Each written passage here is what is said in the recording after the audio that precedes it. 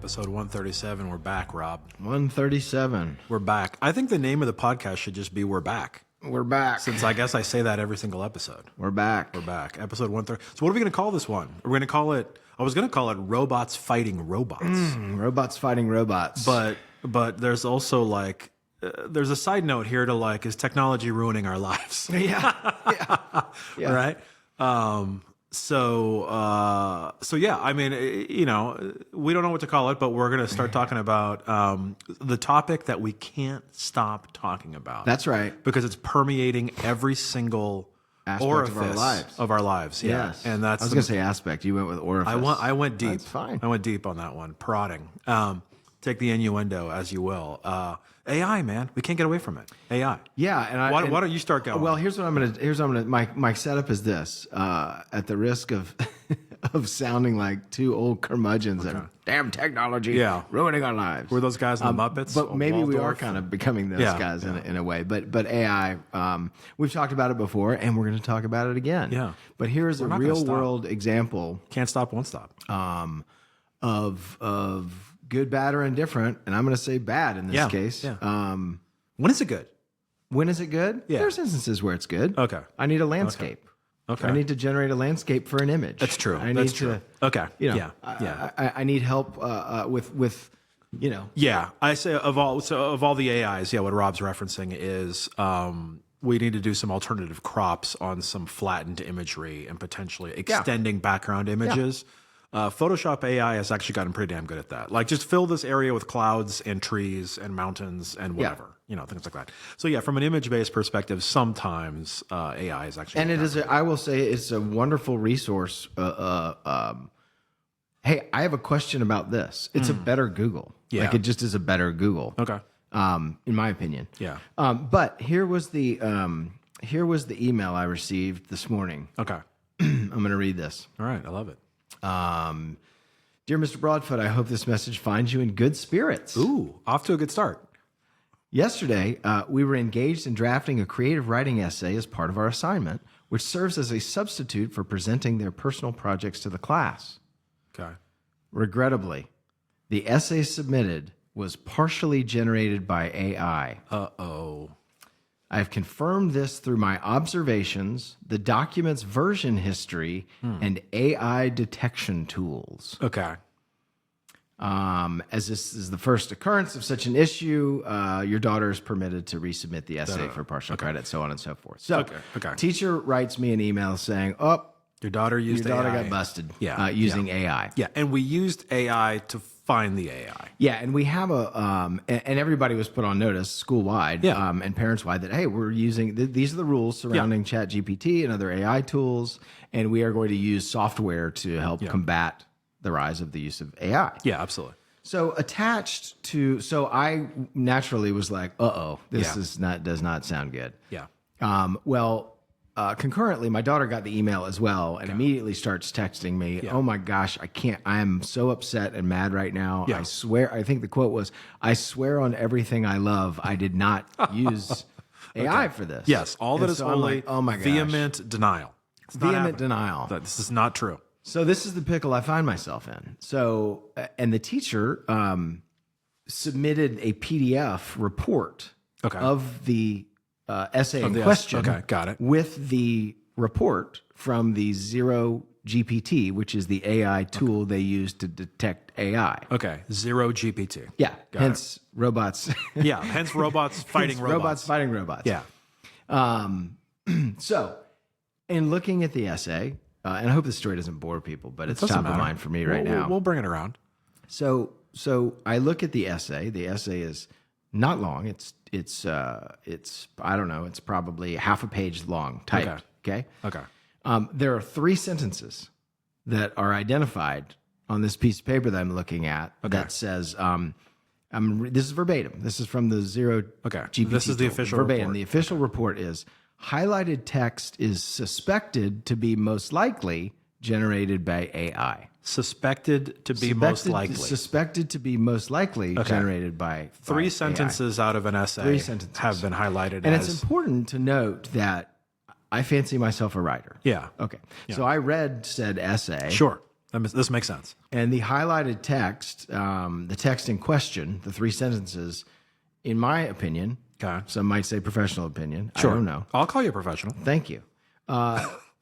It in no way, shape, or form does it stand out as being tonally off. Okay. Or from a Okay. contextual standpoint off. Got it. It reads, it flows. Yeah. It reads just like the rest of the Okay. rest of the thing. Are there any outlandish words in those 3 sentences? Is there a weird?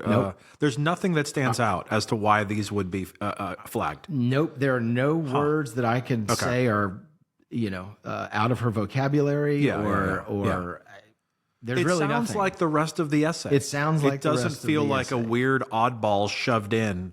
That's right. Okay, That's got it. right. Got it. So where do we go from here? So- what do you do? So what do you do? So that's where I'm like, what do I do? I've got my daughter claiming like I absolutely did not do this. we did and not I do believe this. my daughter. Yeah. And then I have this teacher accusing her. Yeah. Based on AI tools. based on an AI tool used to detect AI. Yeah, it's crazy. So my immediate response was to email the teacher to say, hey, I need to understand in greater detail. Yeah. How you came to this conclusion outside of just if this is your only evidence, Sure. I can't accept this. Yeah. It would never hold up in a court of law. Highlighted text is suspected to be most likely generated. Suspected to be most likely. Yeah, and furthermore, when you look at these AI detection tools, it's important that to note short text. It doesn't do well with short text because part of what it's doing is analyzing patterns, writing patterns. So the longer the text, the more accurate the tool actually becomes. Okay, interesting. I didn't know. We're talking about a half a page here. Yeah, We're not talking about a lot smaller of text. sample size. Smaller sample size. Yeah. So and what's the batting average of these AI detection tools that are AI themselves, whose only mission, by the way, is to try to find a reason to exist? yeah, Right. I mean, It's kind of like asking someone for their opinion on something. Well, they are now forced to solicit feedback, whether they really have feedback or not, or are qualified to provide such feedback. Right. Yeah. So it's like, hey, AI, like their only mission is to justify their existence. Yeah, exactly. Exactly. So back to the original email. It says, But I mean, what's the batting average of these AI, detection? I don't know, tools? but anything I don't think it's good, right? Yeah. Well, so I mean, that's anecdotal. in a fun little twist, I of course immediately went to Chat GPT to ask about Zero GPT. zero GPT. Right? I mean, you gotta like Fantastic. Yeah. And it basically was like, it said it's never 100% accurate. Yeah. And that the only way to truly, and effectively dissuade, you have to have more evidence. You can't just lean 100% on the AI tool, of course. Focus group of one. Yeah, there has to be other methods of detecting this, right? Makes sense. So that was my point. Was the teacher in question says, I have confirmed this through my observation, the document's version history, and the AI detection tools. That sounds like a copied and pasted email, though. Sounds like an AI generated. That goes to email. every. Yeah, exactly. So Are you going into the metadata of every student's submitted, Google Classroom, whatever, to check versioning? So barring any additional evidence, Yeah. I can't accept this ruling. Yeah. I don't disagree with you. So now I've got I potentially have a little bit of a fight on my hands. Yeah. So it just kind of goes back to, we can't completely make decisions based on AI. It's not there yet. Yeah. And you have to have other information outside of that. Yeah, agreed. You know? It's like, remember when, I don't think it was Garmin, but I want to say maybe it was Apple Maps or something. We had Garmin and TomTom for our GPS, right? And we had the little extra device. Nothing was built into your car. No, you clicked on your dashboard. Yeah, and then all of a sudden, Apple Maps launched, and what a disaster! Yeah, right. Apple Maps is. Remember how much and it was. Oh my God, people are driving into lakes. You know what I mean? People are driving off of roads into whatever because they're not. And it was one of those like. Are they? I mean, I guess they are, but like at some point you have to take control of the car that you are driving. You have to look and go, and you have to look out. You have to look out the windshield and go, I know it's telling me to turn left. That doesn't seem right. You know what I mean? Or maybe stop the car. Like, so hey, it's a brave new frontier for teachers as well. I mean, and hey, give students an inch and they're going to take that inch. And, I get it, man. I get it. We all get it, right? But to your point, none of it's foolproof. It alone is not none of it's foolproof, No. So, well, so what do we do? Where are you going with this? Or is this next part, episode 138? We'll come back to it. I guess guess the next episode will come back but where it stands now is, parenting 101 is I'm gonna back my daughter. Yeah, up. of course. B, I'm going to make her rework. She's got to rework it. She's got to rework it, regardless of what happened or didn't happen. She's got to put the work in. Resolve the thing. But I'm absolutely going to hold the teacher accountable, and I need an explanation outside of this. Yeah, maybe kind of sort of would be. Maybe kind of sort of would be. Maybe most likely scenario. Yeah. In order to go around accusing students of plagiarism. Yeah. You just need more than that. And did she do it? I don't know. Yeah. I wasn't there. I don't know. Well, seeing the essay from across the table here, it doesn't even look like it's worth using AI to do. It wasn't It's like we 3 submitted. sentences. Yeah, it wasn't like we submitted this 300-page manuscript as a draft. You know what I mean? And I ran. It would take more work to use AI than to just write it. I know. To a certain extent. To call it an essay is even. It's, I know. It's a few paragraphs, but.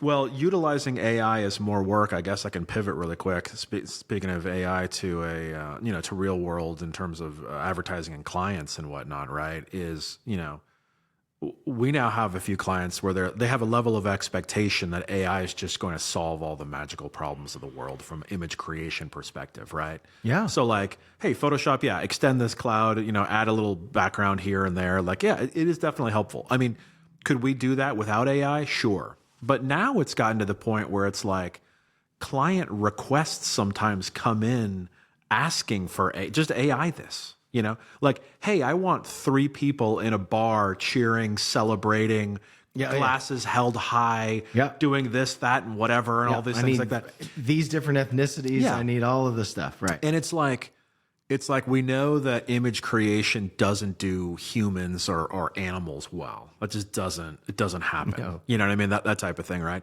So it's one of those man, we've been working on this thing for 3 weeks now, just beating this image to death. When dude, we could have just done a photo shoot for this and made we've over-engineered how difficult things are, right? When they should be easy. It's all right, hey, we had the time, you have the budget, just do a shoot for this, get exactly what you want. Yeah. Instead of cobbling together. And own it. I'm not even joking, 80 different exports to massage in together to get something that's it's okay. Yeah. It's kind of passable that no one's super happy. I mean, at the end of the day, I guess they're happy with it, but it's it shouldn't be this difficult. We've now in this instance or this tipping point of trying to simplify our lives, we've just over-engineered things and made it far more difficult. Yeah. My real world example of that was my birthday dinner. I told you about going to go out for brunch, Yeah. or whatever, and that whole thing or whatever. It was QR codes for parking, QR codes to get in the elevator. Gone are the days where a server will take your order and just write it down on a notepad, which takes, 5 seconds. Right. Okay. You want the veal, you want the this, whatever. I don't even know why I thought about veal. But you want the eggs, you want the thing. Da-da-da-da-da. I rip the ticket, I hand it to someone and does it. No. I got to spend 5 minutes typing everything into this little computer while I'm awkwardly standing at your table. It's right. I get it. It's the digital existence, the digital kitchen. I input it here, it goes there. The tracking, the back kitchen, the way the bills work, the payment. I mean, I understand it, but it's we've taken things that should be simple and should be easy to deal with, and now made it 5 times harder. Yeah. In the auspice of trying to make it simplified. Yeah. Makes no sense. I mean, it's crazy. Go try and park somewhere in downtown Decatur, and then God. try and figure out which app you have to download so that you can then enter in your license plate number, so you can put in your zone, so that you can then enter in your credit card. Oh my God! I just want to run in the store for 10 minutes and grab a whatever. Yeah, just give me a ticket and I'll give the guy $5 or whatever. This is crazy. Yeah, it's It's strange. There are a lot of great things from an image perspective. I mean, I don't know what's going on with the video side of life yet. I know it's getting better, you know. I guess the new thing now is your voice. Speaking of our podcast and our whatever is now nothing can be voice authenticated anymore because all the robots can copy your voice. Well, like, I was about no to problem, say, right? It's now the time when we tell the people that we're not actually that we're robots. we're not actually giving this podcast. Yeah, but that's going to be a significant problem. You know, it is. I mean, forget about all the fake, you know, political ads or this or that. It's like anytime anybody, you know, anything audio, it's all fake, dude. Yeah. Like, that's crazy, man. Well, for all our listeners out there and all our readers out there, there's a book called The Coming Wave that I highly recommend if you want to be terrified about the future. If you don't want to sleep at night? It is. It's very academic, but it's a really good. I'm not going to go too deep into the weeds, but if you look back to Ted Kaczynski, The Unabomber? yeah, and to his manifesto, outside of the horrible, awful things he did, and he was a horrible human being. Yeah. That manifesto was pretty accurate in terms of almost like frighteningly accurate, predicting just in the terms future, of the machines taking over, and predicting and what was going to happen. So the coming wave subscribes to a lot of those. I mean, it doesn't align itself in any way, shape, or form with Ted Kaczynski, the manifesto, or anything like that. But there are, if you've read both, there are points that are very, very similar, and it's almost an academic take on just the future and technology and how we're at that point where we've kind of gone too far. Yeah. And you can't, once the robots are learning from each other, bad things can happen. Yeah.